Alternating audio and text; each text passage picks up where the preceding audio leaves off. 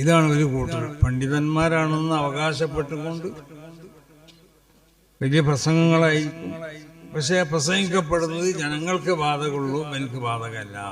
അങ്ങനെയുള്ള മോശമായ സംഗതികൾ നമ്മളിൽ നിന്നുണ്ടായാൽ കണ്ണിയുമ്പ് മറ്റുള്ളവരിൽ നിന്ന് ഉണ്ടായിക്കാണെങ്കിൽ അത് മോശമായി കൊണ്ട് അതിൻ്റെ എതിരിൽ ജനങ്ങളുടെ ഒരു ഛിദ്രതയോ ജനങ്ങളുടെ ഒരു ഭിന്നിപ്പുണ്ടാക്കാൻ വേണ്ടി ഇപ്പം ഇന്നലെ തന്നെ ഏതോ ഒരു ചാനലിൽ ഒരു വാർത്ത, പിന്നെ മുസ്ലിം ലീഗിൻ്റെ മന്ത്രിമാരിലെ അധികം പിന്നെ മുജാഹിദുകളാണ്.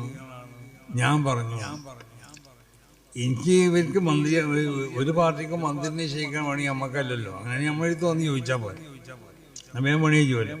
അപ്പം നമുക്ക് ഇതിൽ ഇങ്ങനത്തെ സംഗതിയിലൊന്നും ഇടപെടേണ്ട പരിപാടി നമുക്കില്ല. രാഷ്ട്രീയ അവരാരെയാണ് മന്ത്രിയാക്കേണ്ടത്, ഓരോ പാർട്ടിക്കാർ. ഇപ്പോൾ കോൺഗ്രസ്സിൽ ആരെ മന്ത്രിയാവാൻ ആവശ്യമുള്ള ആളുകളൊക്കെ ചിലപ്പോൾ നമ്മളോട് പറയുമെന്ന് ചോദിച്ചാലുണ്ടാവും, പക്ഷെ നമ്മളതും പറയില്ല. അപ്പോൾ നമ്മളെ സംബന്ധിച്ചിടത്തോളം ഇവിടെ രാഷ്ട്രീയമാവുന്ന കാര്യങ്ങളിൽ അതിൽ ഇടപെടുകയും ആരാണ് ഇപ്പോൾ മുഖ്യമന്ത്രി ആരാവേണ്ടത് എന്നോട് പത്രക്കാരൊക്കെ ചോദിച്ചു. ഞാൻ പറഞ്ഞത് 63 ആളുണ്ട് ഇവരൊക്കെ അതിന് പറ്റുന്നവരാണ് കോൺഗ്രസ്സിൽ, അതിന് ആരും ആവാം. ഇതൊന്നും നമ്മൾ തീരുമാനിക്കുകയാണെങ്കിൽ പിന്നെ നിങ്ങൾ ഡൽഹിക്ക് പോകണമെന്ന് ചോദിച്ചു. ഇവിടെ എൻ്റെ അവിടെ വീട്ടിൽ വന്നാൽ മതിയല്ലോ, ഡൽഹി പോയിക്കാണ്ട് അവിടെ കുറേ പ്ലെയിനും മറ്റും പൈസ ചിലവാക്കി. അപ്പം ഇങ്ങനത്തെ സ്ഥലത്ത് നോക്കി നടക്കുകയാണ് ചില പണ്ഡിത വേഷധാരികൾ. നമ്മളെ പണ്ഡിതന്മാരാണെന്ന് നമ്മൾ പണ്ഡിതന്മാരായി പുറത്തിറക്കിയ പല ചാനൽ കൂടിയും അത് പിന്നെ തെറ്റാവുന്ന വാർത്തകൾ അവർ പ്രചരിപ്പിക്കുക. ആരെ പേരിൽ അവർക്ക് ഇഷ്ടമില്ലാത്ത ആളുകളാണ്. അപ്പം എന്നെ സംബന്ധിച്ച് ഞാൻ അങ്ങനെ പറഞ്ഞെന്ന് പറയുമ്പോൾ അപ്പം പല എന്തിനാ മൂപ്പർക്ക് അത് പറയേണ്ട ആവശ്യമുണ്ട്, മൂപ്പരെന്തത് പറയാൻ. അങ്ങനെ നമ്മൾക്ക് ആരും ഇവിടെ അവിടെ സുന്നത്ത് ജമാഅത്ത് നടത്താൻ വേണ്ടിയല്ലല്ലോ മദീനെ തിരഞ്ഞെടുക്കുന്നത്. സുന്നത്ത് ജമാഅത്തിൻ്റെ നടത്തിപ്പിന് വല്ല ആവശ്യമുണ്ടെങ്കിൽ അതിന് നിയമപരമായിട്ടുള്ളത് അവർ ചെയ്തു തരണം. അത് ചെയ്തു തന്നിട്ടില്ലെങ്കിൽ അപ്പോൾ അതിനുള്ള പരിഹാരം നമ്മൾ ഗവൺമെൻറ് ചെയ്യും, അത് വേറെ. അപ്പോൾ അതാണ് അവരെ പണി, അല്ലാതെ സുന്നത്ത് ജമാഅത്ത് ഉണ്ടാക്കാൻ വേണ്ടിയാണ്. അപ്പോൾ അവിടെ മുജാഹിദായി ഇനി പിന്നെ വേറെ വല്ല മതക്കാരനായി ഇനി മതമില്ലാത്തവനായി അതിലേക്ക് നമ്മൾ നോക്കേണ്ട ആവശ്യമില്ല. അപ്പോൾ പിന്നെ ഞാനങ്ങനെ പറഞ്ഞു എന്ന് പറഞ്ഞിട്ട് ഇന്ന ജനങ്ങളിടയിൽ അത് പറയുമ്പോൾ അതിന് വെറുപ്പുള്ള ചില ആളുകളുണ്ടാവുമല്ലോ, അവരിടയിൽ നമ്മളെ തരം താഴ്ത്തപ്പെടാൻ വേണ്ടിയിട്ട് അങ്ങനത്തതായ ചില ന്യൂസുകൾ പഴയ. അപ്പോൾ അന്വേഷിച്ച് നോക്കുമ്പോൾ കൊടുത്ത ആളെ പേര് നമുക്ക് കിട്ടി, ഇന്ന ആളാണ് കൊടുത്തിട്ടുള്ളത്, അവൻ എന്തോ ഒരു ബിരുദധാരിയാണെന്നാണ് പറയുന്നത്, എന്തോ ആവട്ടെ. അപ്പം ഇന്നലേക്ക് ഞാൻ ഇന്നലെ ബുഖാരി അത് കൊടുക്കുമ്പോൾ കുട്ടികളോട് നല്ല ജുമാൻ്റെ ബാബ അപ്പം ലാ യുഫരിഖു ബൈന ഇസ്നൈൻ. അപ്പം ഞാൻ പറഞ്ഞ എനിക്ക് കുറേ മാനകളുണ്ട്, പക്ഷെ അതിൻ്റെ ഒരു മാന ലാ യുഫരിഖു ബൈന ഇസ്നൈൻ എന്ന് പറഞ്ഞാൽ വെള്ളിയാഴ്ച പണിയൊന്നും ഉണ്ടാവില്ലല്ലോ. അപ്പം നേരം വെക്കുമ്പോൾ തന്നെ ഇറങ്ങി രണ്ടാളെ ഇടയിൽ വിട്ടുപിരിക്കണതായ എന്തെങ്കിലും നിലക്കുള്ള ഫിത്തന ഉണ്ടാക്കാൻ വേണ്ടി ശ്രമിക്കരുത് എന്നാണ് അതിൻ്റെ ഒരർത്ഥം. അതും അതിൻ്റെ അർത്ഥം തന്നെയാണ്. സാധാരണ നമ്മൾ പറയുന്നത് പോലെ സൊപ്പ് കെട്ടിയിരുന്നാൽ രണ്ടാളെ ഇടയിൽ വന്നുകാണ്ട് വിട്ടുപിരിച്ചുകൊണ്ട് മുന്നിലേക്ക് കയറി വരുന്ന പണിയെടുക്കരുത്, നേരം വെളുക്കുമ്പോൾ തന്നെ ജുമാക്ക് പോയി ഇരിക്കണം എന്നാണ് അതിൻ്റെ ഒരു അർത്ഥം. അങ്ങനെ പല അർത്ഥങ്ങളും ആ ഹദീസിനുണ്ട്. പക്ഷേ ഈ അർത്ഥവും അവിടെ ഉദ്ദേശിക്കപ്പെടുന്ന അർത്ഥം തന്നെയാണ്. കാരണം വെള്ളിയാഴ്ച പണിയൊന്നും ഉണ്ടാവില്ല, നേരം വെക്കുമ്പോൾ തന്നെ ഇറങ്ങി പലരും ഇറച്ചി തിന്ന് എന്നിട്ട് എന്താക്കുക, ഇവൻ നിന്നെപ്പറ്റി ഇങ്ങനെ പറഞ്ഞു, അവൻ നിന്നെപ്പറ്റി ഇങ്ങനെ പറഞ്ഞു, അങ്ങനെ ജനങ്ങളുടെ ഇടയിൽ ഫിത്തന ഉണ്ടാക്കിക്കൊണ്ട് ഈ ഫിർഖത്ത് ഉണ്ടാക്കുന്ന പണി ഉണ്ടാക്കാൻ പാടില്ല എന്നതും ഇതിൻ്റെ അർത്ഥം തന്നെയാണ്. പക്ഷേ ഇമാം ബുഖാരി തങ്ങൾ അത് ജുമാൻ്റെ ബാബിലെ ഹദീസിനെ കൊണ്ടുവന്നതിൻ്റെ താല്പര്യം അത് വെള്ളിയാഴ്ചയാണ് ഈ പണി അധികം നടക്കുക. കാരണം വേറെ അന്ന് പണിയൊന്നും ഉണ്ടാവില്ല. അപ്പോൾ നേരം വിളക്കുമ്പോൾ തന്നെ ജുമാക്ക് വന്ന് പള്ളീൻ്റെ കോലയിലോ അല്ലെങ്കിൽ റോട്ടുമലോ അല്ലെങ്കിൽ വയ്യോ നിൽക്കാണ്ട് ഈ പണിയാണ് നിൽക്കാനുണ്ടാവരുത്. അപ്പോൾ ഈ പണിയാണ് ഇന്ന് ആളുകൾ നടത്തിക്കൊണ്ടിരിക്കുന്നത്. അവരെ സംബന്ധിച്ചാണ് ആ പറഞ്ഞത്. സ്വതന്ത്രന്മാരാവുന്ന നിങ്ങൾ മാത്രമല്ല, ഈ മേഖലയിൽ പ്രവർത്തിക്കുന്ന ആരെല്ലാം ഉണ്ടോ, അത് സമസ്ത കേരള ജംഇയ്യത്തുൽ നേതാക്കന്മാരാവട്ടെ, അതിൻ്റെ പോഷക സംഘടനകളുടെ നേതാക്കന്മാരാവട്ടെ, മുദരിസമാരാവട്ടെ, മുഅല്ലിമീങ്ങളാവട്ടെ, ഖതീബന്മാരാവട്ടെ, നമ്മളിലൊക്കെ ഉണ്ടാവേണ്ടതായ ആ ഉയർന്ന അമ്പിയാക്കന്മാരുടെ നിന്ന് ദർശിക്കപ്പെടുന്ന ആ സ്വഭാവ ഗുണങ്ങൾ, ആ ഇസ്തിഖാമത്ത് നമ്മളിലുണ്ടാവണം. എന്നാലേ നമുക്കും നമ്മൾ ഏറ്റെടുത്തതായ മേഖലയിലുള്ള ദീനീ പ്രവർത്തനത്തിലേക്ക് നമ്മൾ അർഹരാവുകയുള്ളൂ എന്ന് മാത്രമല്ല നമ്മൾ അംഗീകരിക്കപ്പെടുകയുള്ളൂ.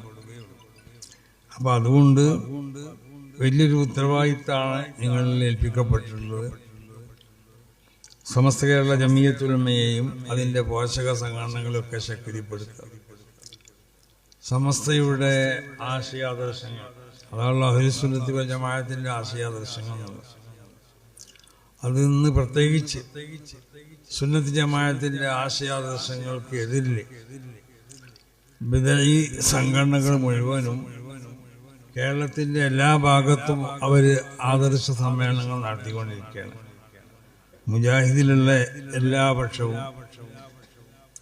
അതുപോലെ തരീഖത്ത് എന്ന് പറഞ്ഞ് കള്ള തരീഖത്തിൻ്റെ ആളുകൾ, തബ്ലീഗ് ജമാഅത്തിൻ്റെ ആളുകൾ, അങ്ങനെ തുടങ്ങി ഏതെല്ലാം ബിദഈ പ്രസ്ഥാനങ്ങൾ വരുന്നുണ്ടോ അവരൊക്കെ അവരുടെ ആശയങ്ങളും ആദർശങ്ങളും ജനങ്ങളിലേക്ക് എത്തിക്കാൻ വേണ്ടി അതിന് ഏതെല്ലാം മാർഗങ്ങളുണ്ടോ ആ മാർഗങ്ങൾ മുഴുവൻ സ്വീകരിച്ചു കൊണ്ടിട്ട് അവരുടെ പ്രവർത്തനം സജീവമായി കൊണ്ട് നടന്നുകൊണ്ടിരിക്കുകയാണ്. അപ്പോൾ ഈ അവസരത്തിൽ നമ്മളെ ആദർശ സമ്മേളനത്തോട്ട് പുറകോട്ട് പോകാൻ ഒരിക്കലും അത് പാടില്ലാത്തതാണ്. നമ്മളെല്ലാ പള്ളിയിലും ആദർശ സമ്മേളനം നടത്തണം, എല്ലാ മഹല്ലത്തുകളിലും ആദർശ സമ്മേളനം നടത്തണം, നമ്മുടെ ജില്ലകളിൽ ആദർശ സമ്മേളനം നടത്തണം. അങ്ങനെ വിശുദ്ധമായ മഹാന്മാരാവുന്ന നമ്മളെ മുൻഗാമികളാവുന്ന അസാധ്യതത്തെ മഹാനാവുന്ന ശൈഖുനാ ശംസുൽ ഉലമയും അവരുടെ മാർഗം പിന്തുടർന്നുകൊണ്ട് പിന്നീട് പ്രവർത്തിച്ച അവരുടെ സഹോദരൻ ഇ.കെ. അസ്സമുസിയാർ അവരും തുടങ്ങിയ മഹാന്മാരാവുന്ന നമ്മളെ മുൻകഴിഞ്ഞ പണ്ഡിതന്മാര് അവരൊക്കെ പ്രസംഗിച്ച് പോകുമ്പോൾ പറയല് ഇൻ ഉഴുത്തും ഉഴുതിനാന്നാണ്.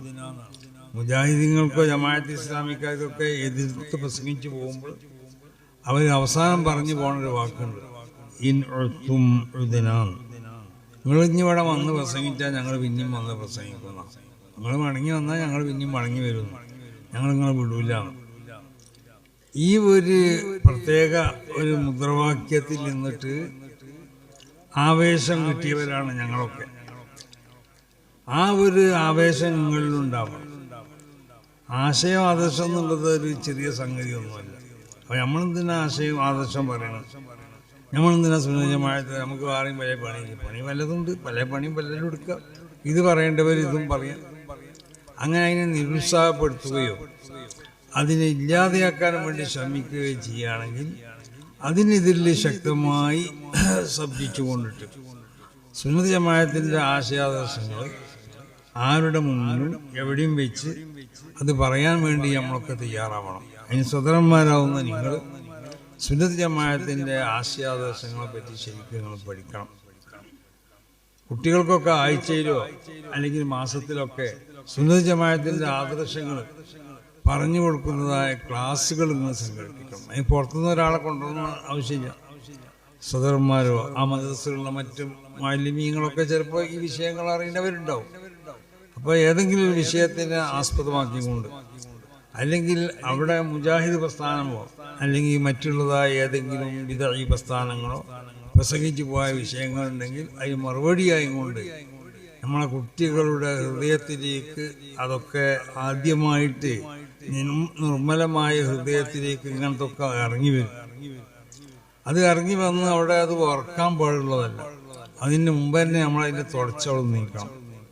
അപ്പം അതുകൊണ്ടാണ് അങ്ങനത്തെ വല്ല പ്രസംഗങ്ങളൊക്കെ നാട്ടിലൊക്കെ നടന്നാൽ അതിന് വേറെ പുറത്തെവിടെയും വെച്ചുകൊണ്ട് മറുപടി വരാൻ സാധ്യമല്ലെങ്കിൽ മദ്രസയിലെങ്കിലും അങ്ങനത്തെ ക്ലാസ്സുകൾ ഉണ്ടാക്കിക്കൊണ്ട് നിങ്ങൾക്കൊക്കെ അറിയുന്നുണ്ടെങ്കിൽ നിങ്ങൾ പറയും. നിങ്ങൾക്ക് അറിയാമെന്നുണ്ടെങ്കിൽ നിങ്ങൾ എന്ത് ചെയ്യുക, അതിന് പറ്റുന്നതായ ആളുകളെ കൊണ്ട് പറയിപ്പിക്കുക.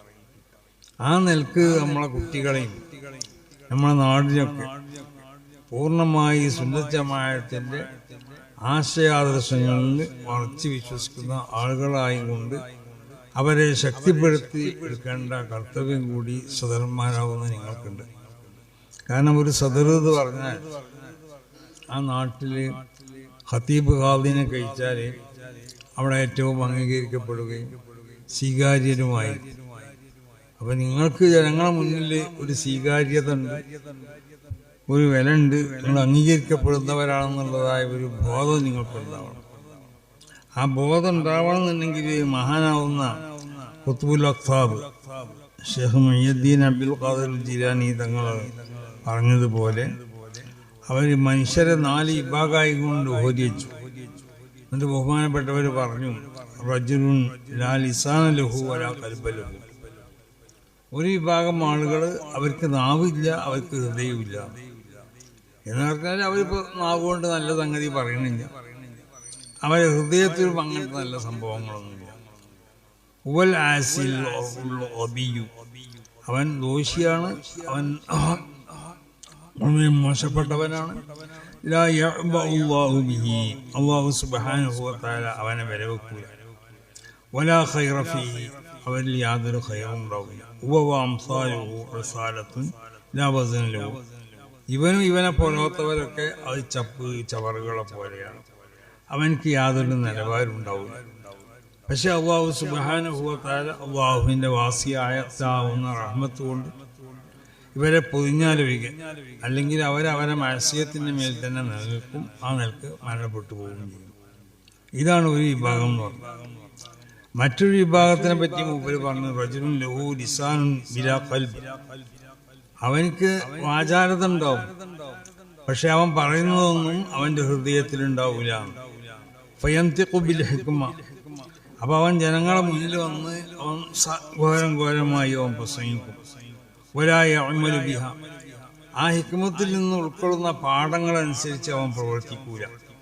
യദുഉന്നാസ ഇലല്ലാഹ്, അല്ലാഹു സുബ്ഹാനഹു വ തആലയിലേക്ക് ജനങ്ങളെ അവൻ ക്ഷണിക്കും. വഹുവ യഫിറു മിൻഹു, അല്ലാഹുവിനെ തൊട്ട് അവൻ അതിൽ നിന്ന് അവൻ ഒഴിഞ്ഞു നിൽക്കും. യസ്തഖ്ബിഉ ഐബ വൈരിഹി, വേറുള്ളവന്റെ അപമാനങ്ങളെ അവൻ മോശമായി കാണും. പക്ഷേ വയദൂമു ഹുവ അലാ മിസ്ലിഹി, അതുപോലത്തെ മോശത്തരത്തിൻ്റെ മേലിൽ അവൻ നിലനിൽക്കുകയും ചെയ്യും.